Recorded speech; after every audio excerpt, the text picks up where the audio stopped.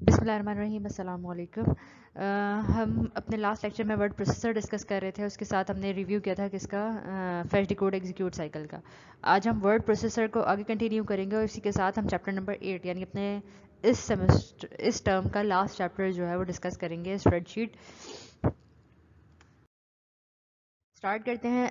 Word processor में हमने font size की बात की थी। ये देखें, ये डिफरेंट फ़ॉन्ट साइज़ हैं। ये 10 पॉइंट्स का, ये 14 पॉइंट्स, ये 16 पॉइंट्स और ये 18 पॉइंट्स।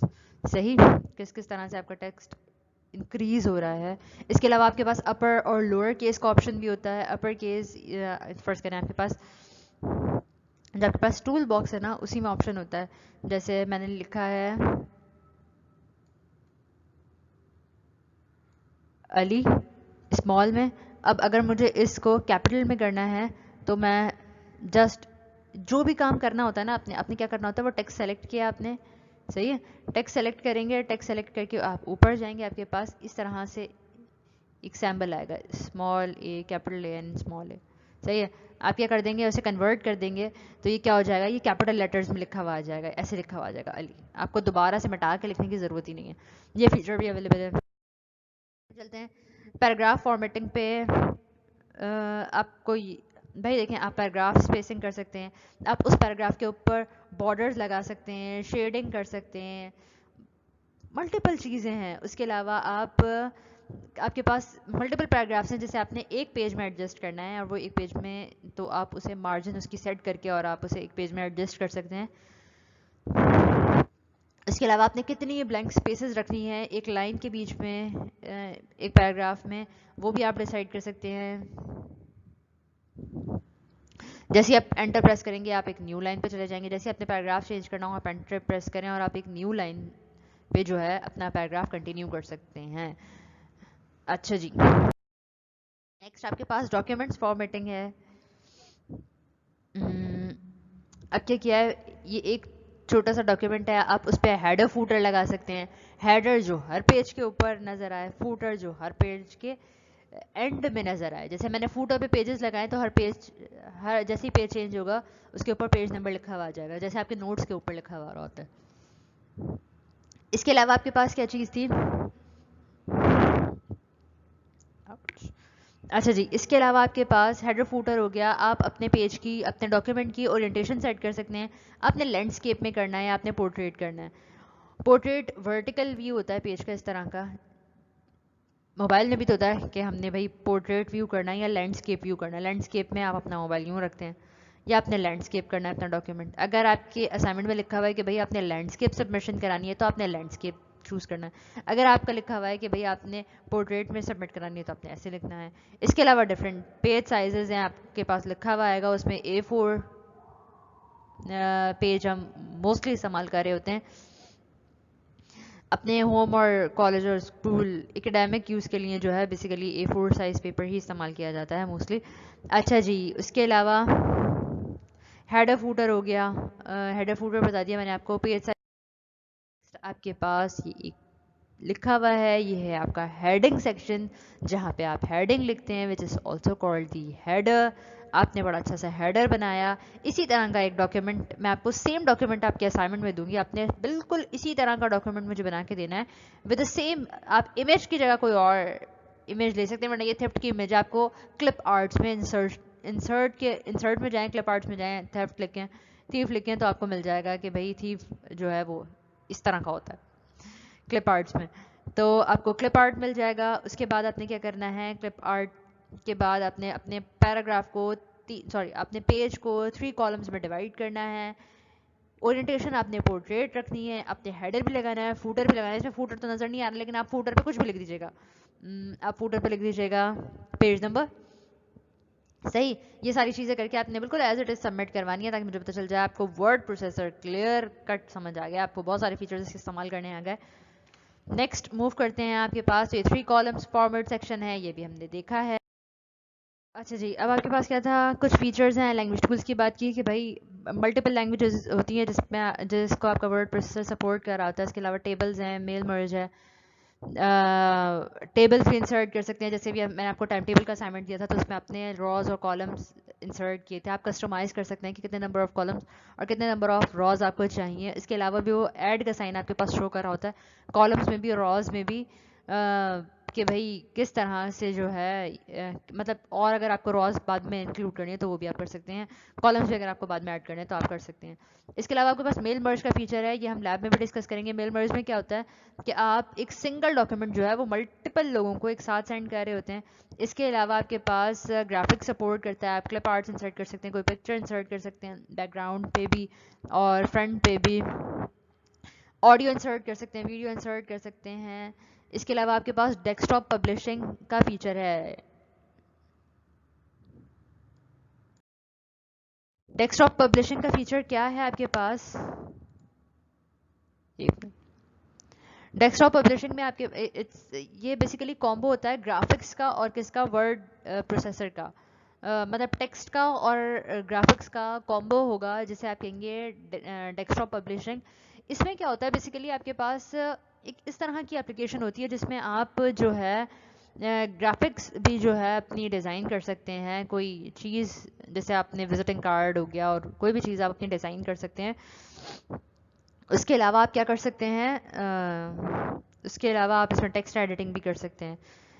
यही काम आप अब इतने एडवांस वर्ड प्रोसेसर आ गए हैं कि ये सारा काम उन पे किया जा सकता है। लेकिन अगर आपको एक प्रोफेशनल चीज़ चाहिए तो आपको वही डेस्कटॉप पब्लिशिंग एप्लीकेशंस का इस्तेमाल करना पड़ेगा जो कि बनी हुई हैं, आप वर्ड प्रोसेसर का इस्तेमाल ना करें। और अगर आपने कोई ऐसी हल्का फुल्का डॉक्यूमेंट बनाना है, जैसे हमने एक पम्फलेट बना लिया था और इस तरह की चीज़, उसमें ग्राफिक्स भी ऐड करवा दी और so on and so fourth, तो आप क्या कर सकते हैं उसमें, तो आप उसके लिए जो है डेस्कटॉप पब्लिशिंग एप्लीकेशन का इस्तेमाल ना करें, आप वर्ड प्रोसेसर का इस्तेमाल कर लें, क्योंकि डेस्कटॉप पब्लिशिंग के कुछ फीचर्स वर्ड प्रोसेसर्स अपने अंदर जो है उसे इनहेरिट कर लिए हैं। अच्छा जी, इसके अलावा आपके पास वेब पब्लिशिंग की एप्लीकेशन है। वेब पब्लिशिंग की एप्लीकेशन क्या है कि भैया आप अपने टेक्स्ट एडिटर को जो है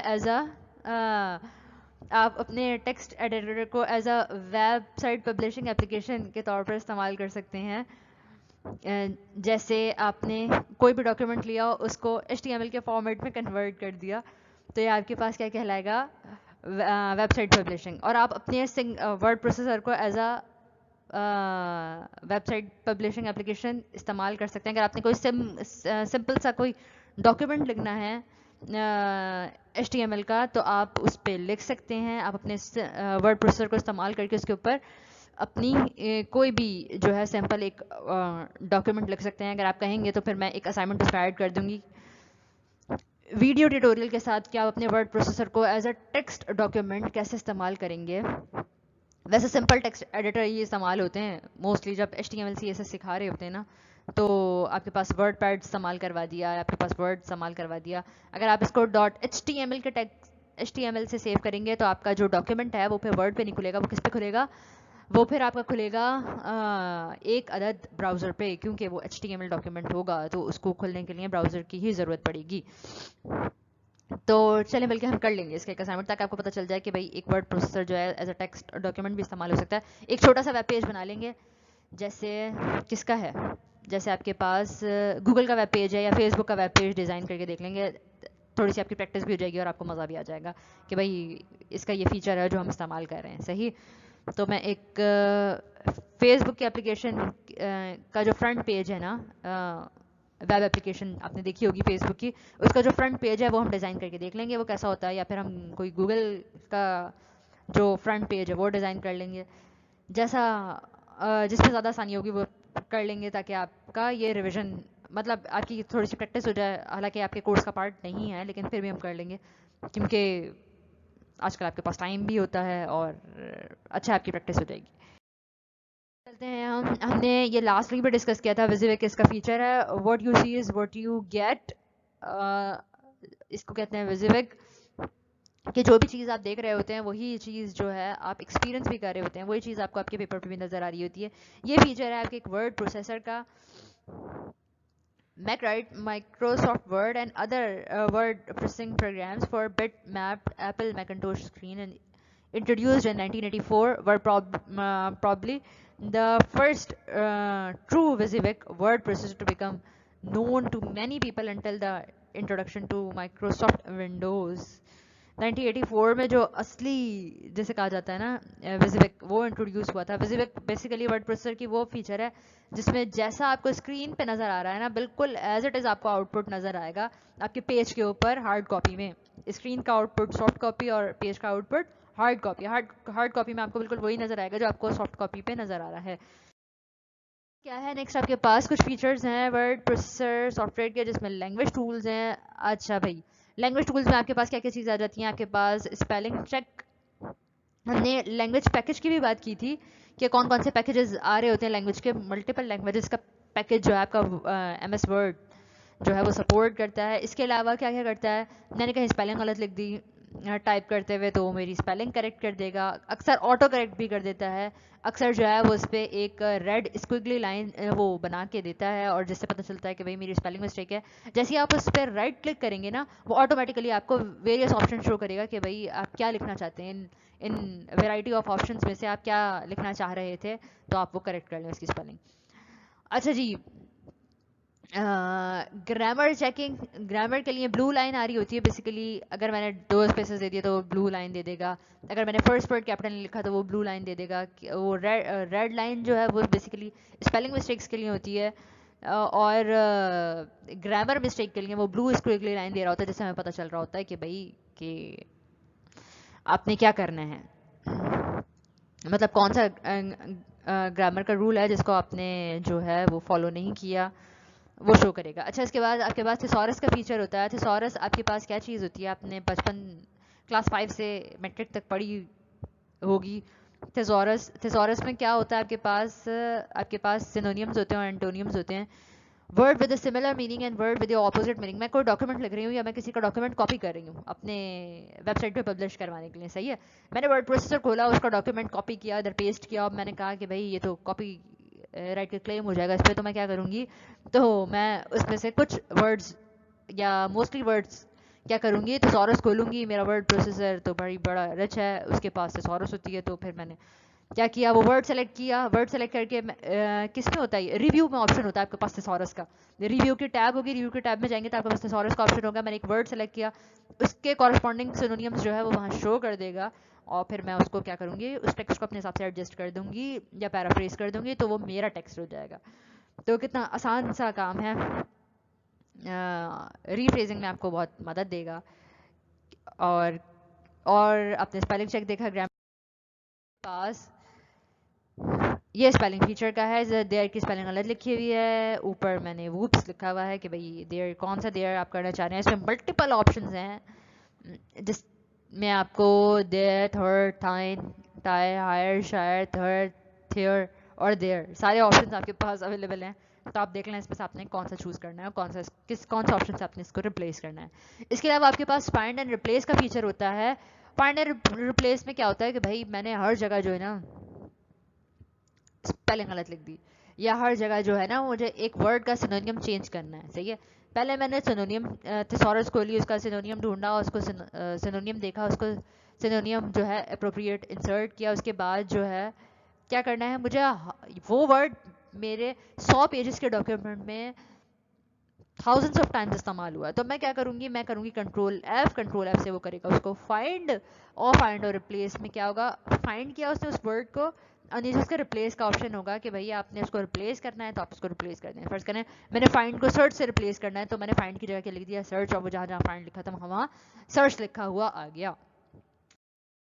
फाइंड और रिप्लेस का फीचर, इसके अलावा आप टेबल्स ड्रॉ कर सकते हैं इस पर, ये एक और फीचर है आपके पास। Special feature of word processing, अच्छा सपोर्ट ग्राफिक्स एंड साउंड। आप ग्राफिक्स और साउंड की सपोर्ट भी आपको मिलती है इस पर। आप क्या कर सकते हैं, अपने ग्राफिक की इमेज को आप एडजस्ट कर सकते हैं, उसको रीसाइज कर सकते हैं, उसका साइज एडजस्ट कर सकते हैं, उस पर कोई साउंड फाइल डाल सकते हैं। आपने उसके बारे में कोई डिस्क्रिप्शन दी है ऑडियो में, तो आप उसको रिकॉर्ड करके अपने ऑडियो में उसको प्लेस कर सकते हैं। या कोई भी ऐसा थीम है, जिस बर्थडे कार्ड है, आपने उसमें नीचे गाना डाला, गाने की MP3 फाइल डाली, कोई भी सॉन्ग ट्रैक उसमें ऐड कर दिया बर्थडे का, तो वो जब भी कोई खोलेगा उसको प्ले करेगा तो वो प्ले हो जाएगा। नेक्स्ट आपके पास वेब पब्लिशिंग का फीचर, ये मैं आपको बता चुकी हूँ कि वेब पब्लिशिंग क्या चीज़ होती है। जब हमने इसके कंटेंट्स डिस्कस किए थे तभी बता दिया कि as a web page, save as a web page जब आप करेंगे तो आपके पास जो डॉक्यूमेंट है वो HTML के फॉर्मेट में सेव हो जाएगा। अब जो भी कुछ है वो उसको विजिबल करवाएगा ब्राउज़र पे। आपने उसका आउटपुट कहाँ देखना है? ब्राउज़र के ऊपर। इसका असाइनमेंट हम special features of word processing the mail merge में क्या था? मेल मर्ज में आपके पास मल्टीपल जो हैं कंटेंट्स को आपने सेम कंटेंट भेजना है तो आपने क्या करना है? मेल मर्ज करना है। आपका रिजल्ट भी मेल मर्ज के थ्रू होता है, या जब मैं आपको लैब करवाऊंगी तो मैं आपको दिखाऊंगी किस तरह से मेल मर्ज को इस्तेमाल किया जाए।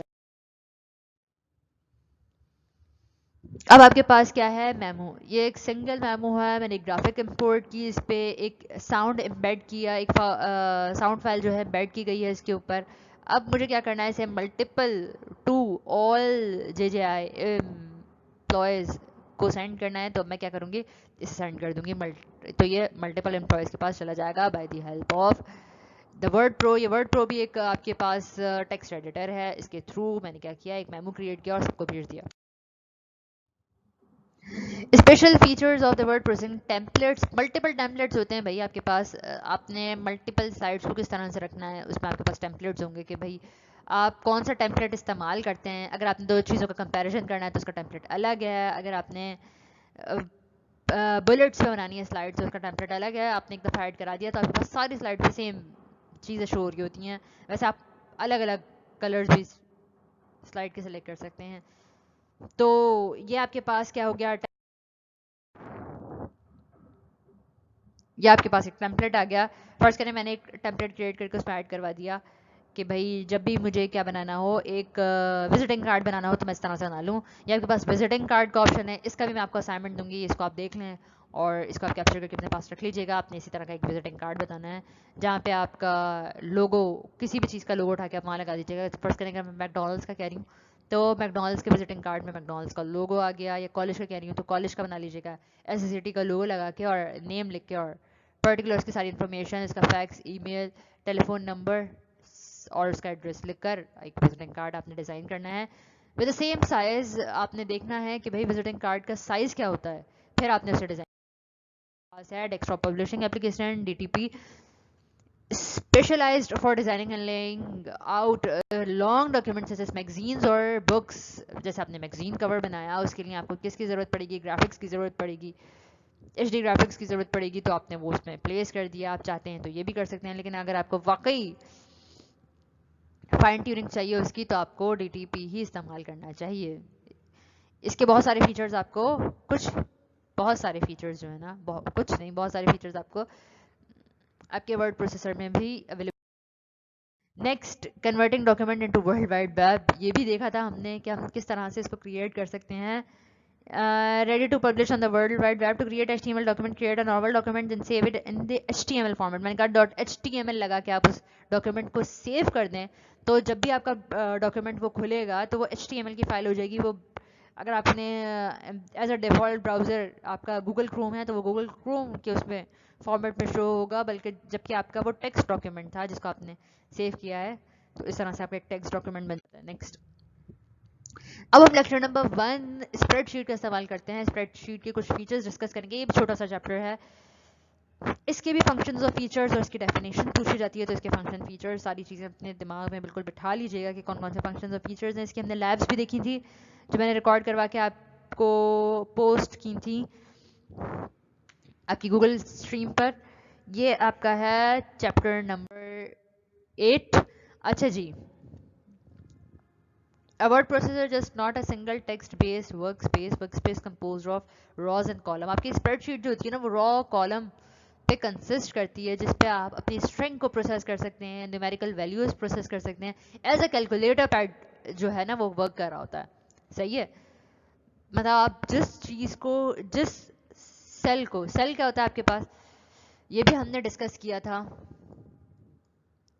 ये आपके पास मल्टीपल कॉलम्स और रॉज हैं। सही है, वर्टिकल आपके पास कॉलम होते हैं, हॉरिजॉन्टल हॉरिजॉन्टल जो हैं ये आपके पास रॉज हैं, वर्टिकल आपके पास क्या हैं? कॉलम्स। कॉलम कितने हैं इसके आपके पास? 1 2 3 4 5 6 कॉलम्स हैं। तो ये 6 कॉलम्स जो है किस तरह से करने हैं ये देख लीजिएगा, और ये रॉज हैं। अच्छा, terms to know worksheet versus workbook, Excel workspace, include title bar, menu bar, tool bars, name box, ये सारी चीज़ें भी हम नेक्स्ट स्लाइड में अपनी देखेंगे। अच्छा देखें, पहले मैं एक वर्कशीट लेती हूँ, सही है, मैंने एक वर्कशीट ड्रॉ की यहाँ पे।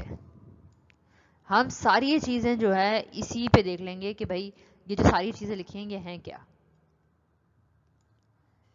होपफुली कि ये स्ट्रेट लाइन ड्रॉ हो जाएं मेरे पास, और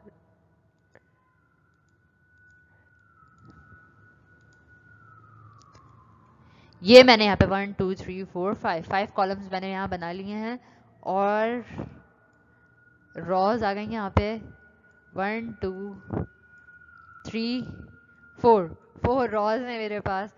अच्छा जी, अब आपने अपने सेल को वैल्यू दी, कॉलम्स में वैल्यूज आपने डिसाइड की, कॉलम की वैल्यूज दी आपने, और आपने क्या दे दी, रॉ को जो थी वो वैल्यू दे दी। अब आपके पास वर्क स्पेस वर्क बुक से स्टार्ट करते हैं, सही है। वर्क बुक आपके पास क्या है, एक्सेल की जो भी शीट होगी ना, वो मतलब एक्सेल की जो भी फाइल आप सेव कर रहे होते हैं आपने एक नाम से क्रिएट की, कुछ भी माई बुक और किसी भी चीज़ से आपने कैलकुलेटर के नाम से आपने इसको सेव कर दिया, तो ये आपकी क्या कहलाएगी, ये आपकी वर्क बुक होगी जिसमें आपकी मल्टीपल शीट्स हो सकती हैं। शीट्स क्या होती हैं, आपके एक एरिया में, अभी मैं आपको दिखाऊंगी वर्कशीट जो है ना, वर्क बुक के अंदर जिस शीट पे आप काम कर रहे होते हैं वो वर्कशीट कहलाती है, जो सेल्स पे कंसिस्ट करती है, रॉज और कॉलम का कलेक्शन होती है। सेल किसे कहते हैं, आपके पास intersection of rows and column. Worksheet multiple हो सकती हैं, जिस शीट पे आप काम कर रहे हैं वो आपकी वर्कशीट है, और वो जिस बुक पे वो खुली हुई वो आपकी वर्क बुक है। मल्टीपल शीट्स हो सकती हैं। आप क्या क्या कर सकते हैं, रेंज कर सकते हैं। रेंज क्या है, जैसे फर्ज करें मैंने इधर लिखा 100 200 300, सही है, इस तरह से लिखा, और मैंने 4 9 7, ठीक है। अब मुझे यहाँ से यहाँ तक की वैल्यूज चाहिए, रेंज करना है मैंने, तो मैं रेंज कैसे करते हैं, पहले तो मैं आपको एड्रेसिंग और सेल्स बताती हूँ। सेल क्या है आपके पास, रॉ कॉलम का इंटरसेक्शन। देखें जैसे ये एक जो ब्लॉक दिख रहा है ना आपको, ये सेल है, इस सेल का फॉर्मूला क्या होगा, डी, पहले अल्फाबेट आया और फिर आपका नंबर आ गया, पहले सेल का एड्रेस आया, डी सेल का एड्रेस था, और कॉलम क्या है 2। इसी तरह से अगर मैं इसको देखूंगी तो क्या है D1, इसको देखूंगी तो क्या है ये C2, इसको देखूंगी तो ये क्या है E1। अब ये एड्रेसेस हो गए। अब हम रेंज की बात कर रहे थे, मुझे यहाँ से यहाँ तक की रेंज चाहिए, तो मैं क्या लिखूंगी, ए कॉलम है, ए कहाँ से, A1 से, A1 से। रेंज के लिए हम इस्तेमाल करते हैं कॉलन, ये मैंने लगाया कॉलन, मैं इसको डार्क कर दूं, कॉलन लगाया, और मैंने कह दिया कहाँ से, A1 से A3 तक, ये इसकी रेंज आ गई, ठीक है। अब आपने सेकंड कॉलम बी, अब मुझे यहाँ से यहाँ तक की रेंज चाहिए, तो मैं क्या करूँगी, क्या लिखूंगी, पहले सेल का एड्रेस क्या है A1, A1 से कहाँ तक, B1 तक। देखें मैंने आपको कॉलम्स भी एड्रेस करना सिखा दिया और रॉ भी। ये देखें ये रॉ में जा रहा है ना, ये हॉरिजॉन्टल जा रहा है तो ये रॉ है, वर्टिकल जाएगा तो ये कॉलम्स होंगी। उसके बाद आपके पास फॉर्मेट सेल है, सेल फॉर्मेटिंग कर सकते हैं आप, सेल के अंदर डिफरेंट कलर्स डाल सकते हैं, किसी पर्टिकुलर कंडीशन को लगा के उसको रेड कर सकते हैं, जैसे फेल हो गया, जैसे ही वो फेल उस पर कंडीशन मैच कर जाए वैसे ही वो रेड हो जाए, या आप उस पर बॉर्डर्स लगा सकते हैं, डिफरेंट फॉर्मेटिंग कर सकते हैं, फाइंड कर सकते हैं, सेलेक्ट कर सकते हैं किसी भी सेल को। अच्छा उसके अलावा आपके पास टेम्पलेट है, डिफरेंट टेम्पलेट्स आते हैं बिल्कुल उसी तरह जैसे हमने वर्ड पर डिस्कस किया था, इसमें भी सारे वो फीचर्स हैं जो वर्ड के अंदर होते हैं। तो आप क्या कर सकते हैं, टेम्पलेट्स इसके डिफरेंट डिफरेंट सेलेक्ट कर सकते हैं। इसके अलावा आपके पास टेम्पलेट के बाद क्या है, डाटा वैलिडेशन है। डाटा वैलिडेशन में क्या क्या चीज़ें हैं आपके पास? डाटा वैलिडेट कर सकते हैं कि भाई कौन से सेल में आपने किस तरह की वैल्यू डालनी है। जैसे फर्स्ट करें, मैंने एक कॉलम पे वैलिडेशन रूल लगा दिया कि यहाँ पे कोई भी ऐसी वैल्यू नहीं जाएगी। फर्स्ट करें ये सैलरी ब्लॉक है, सही है। इस ब्लॉक में जिसकी सैलरी 15,000 से कम है उसको मैं यहाँ एंटर ही नहीं कर सकती। या फर्ज करें आप, ये एलिजिबिलिटी का ब्लॉक है, आप कब एलिजिबल होंगे एडमिशन के लिए, जब आपकी परसेंटेज जो है, आप कॉलेज में कब एलिजिबल होंगे जब आपकी परसेंटेज जो है वो ग्रेटर देन 50 है, 50 से अबव होगी तो you are eligible, otherwise you are not eligible. तो मैं यहाँ पे एलिजिबिलिटी का क्राइटेरिया डिफाइन कर दूंगी। मैंने इस डाटा को वैलिडेट कर दिया कि इस फील्ड के ऊपर अगर मैं कोई भी, यहाँ पे मैंने वैलिडेशन रूल लगा दिया। अब यहाँ पे मैं कोई भी ऐसी वैल्यू एंटर करूंगी जो, जैसे फर्स्ट करें 47, तो वो क्या करेगा, इसको रब कर देगा, हटा देगा, क्योंकि ये वैलिडेशन रूल के अगेंस्ट है। यहाँ पे सिर्फ वो वैल्यूज जाएंगी वो 50 से ग्रेटर होंगी। तो ये आपके पास डाटा वैलिडेशन कहलाता है। ये बड़ा अच्छा फीचर है जिसको आप अपने एक्सेल की शीट में इस्तेमाल कर सकते हैं। इसके अलावा आप अपनी एक्सेल की शीट को प्रिंट करवा सकते हैं, शेयर करवा सकते हैं। इसके अलावा आप अपने वर्ड और एक्सेल दोनों चीज़ों को, यानी स्प्रेडशीट पे भी प्रोटेक्शन का ऑप्शन होता है और वर्ड पे भी, सॉरी एक्सेल पे भी जो है आपकी स्प्रेडशीट जिसे कहते हैं आप, रॉज और कॉलम का कलेक्शन, उस पे भी जो है आपके पास प्रोटेक्शन का ऑप्शन होता है। आप इसको अपने डॉक्यूमेंट को by the help of password secure कर सकते हैं। ये मैं आपको किसी लैब में बता दूंगी और आप को समझ आएगा। ये आपके पास आ गई वर्क बुक आ गई आपके पास। वह बुक क्या है जिसमें मल्टीपल शीट्स हैं, देखें ये sheet number 1, sheet number 2, sheet number 3। कोशिश क्या करें आप एक ही वर्क स्पेस लेके आओ उसमें मल्टीपल शीट्स बना के। और यहाँ पे ना अब प्लस का ऑप्शन भी आ रहा होता है। ये तो मैंने बड़ी कोई पुरानी इमेज उठाई है, लेकिन अगर ये शायद 2003 की इमेज है, शायद नहीं, यकीनन ये 2003 की इमेज है। वर्ड प्रोसेसर यानी आपका MS वर्ड जो है ना वो 2003 में ऐसा दिखता था, स्प्रेडशीट ऐसी दिखती थी। अच्छा जी, यहाँ प्लस का ऑप्शन होता है जिसमें आप मल्टीपल शीट्स ऐड कर सकते हैं। उसके बाद आपके पास इसमें ये आपकी वर्क बुक आ गई। इसके अलावा आपके पास वर्कशीट्स हैं, sheet number 1, sheet number 2, sheet number 3, ये सब आपके वर्क बुक का पार्ट है। इसका मतलब आपके वर्क बुक में मल्टीपल शीट्स जो है आप ऐड कर सकते हैं। इसके अलावा आपके पास मल्टीपल फंक्शन है, मैथमेटिकल फंक्शंस हैं जिसमें काउंट का, सम का फंक्शन है जिसे आप इस्तेमाल करेंगे, काउंट इफ का फंक्शन है। अगर आपने अपनी एक्सेल की शीट में काउंट का फंक्शन इस्तेमाल करना है तो हम यहाँ पे एक शीट ड्रॉ करते हैं। शीट ड्रॉ करने के बाद मैंने यहाँ पे कॉलम्स ड्रॉ किए, ये डिफरेंट कॉलम्स आ गए। इसके बाद मैंने यहाँ पे मल्टीपल रॉज सेलेक्ट की। अब इसमें अगर यहाँ मैं कॉलम्स को नेम दे देती हूँ ABC एंड देन D, यहाँ पे मैंने रॉस को नंबर्स दे दिए। अब मैंने लगाना है इस पे काउंट का फॉर्मूला। हम थोड़ा सा डाटा लेते हैं, उस पर काउंट का फॉर्मूला लिखते हैं कि काउंट क्या करेगा। ये देखें 4, 5 और 3 मैंने यहाँ लिखा। अब अगर मैं इस पे काउंट का फंक्शन इस्तेमाल करूंगी, फंक्शंस या बिल्ट इन फंक्शंस बेसिकली क्या होते हैं, जो एक्सेल अपने साथ पूरा पैकेज लेकर आता है, जिसको आपको बिल्ड नहीं करना पड़ता, खुद से नहीं बनाना पड़ता, बल्कि ये बने बनाए फंक्शन होते हैं जिसको आप अपने एक्सेल की शीट में इस्तेमाल कर रहे होते हैं। तो ये आपके पास काउंट का फंक्शन है। आप इसको क्या करें, आपने काउंट का फंक्शन लगाना है। आपने लिखा इक्वल्स टू का साइन, हमने पढ़ा था ये कि जब भी आपने फॉर्मूला अप्लाई करना होता है आपने इक्वल्स टू का साइन लगाना होता है। इक्वल्स टू लिखा मैंने, और यहाँ क्या लिख दिया मैंने, और 4, 5, 6 है। कौन कौन से सेल में है, A1 से पहले मैंने लिखा मुझे करना है काउंट, फिर हम देखेंगे काउंट क्या रिजल्ट देता है। काउंट किया और मैंने लिखा काउंट। A1 से रेंज बताते हैं इसकी, A1 से कहाँ तक है, A3 तक है, तो मैंने लिखा A1 से A3 तक ये क्या करवा दे, काउंट करवा दे।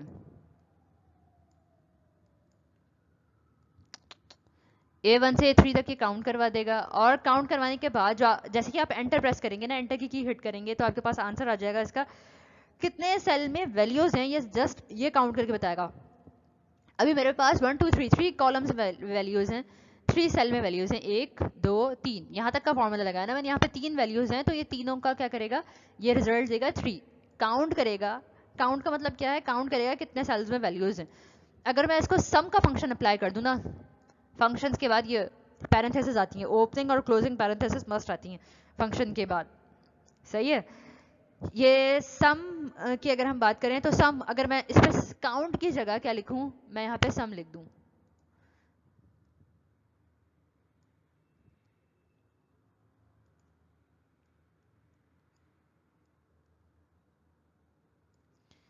सम करेंगे तो आपके पास आ जाएगा 5 6 7 8 9 10 11 12 आपके पास आंसर आ जाएगा इसका।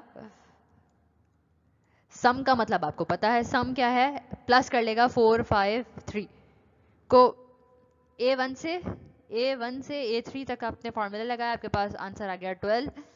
इसके अलावा आप डेट और टाइम इंसर्ट कर सकते हैं बिल्कुल उसी फॉर्मेट में जिसमें डेट और टाइम होती है। इसके अलावा टेक्स्ट इंसर्ट किया जा सकता है। काउंट इफ का फंक्शन है, काउंट इफ का फंक्शन हमने अपनी लैब में भी डिस्कस किया था। काउंट इफ में क्या था, वो अटेंडेंस शीट थी जिसमें उसने क्या किया था, यहाँ पे काउंट इफ लिखकर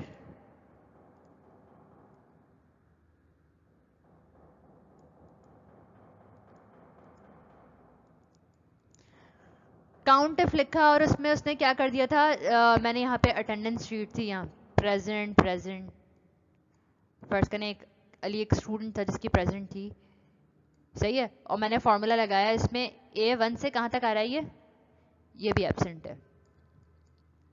A1 से कहाँ तक आ रहा है, ये D1 तक, सही है, तो मैंने यहाँ लिख दिया D1, रेंज कर दिया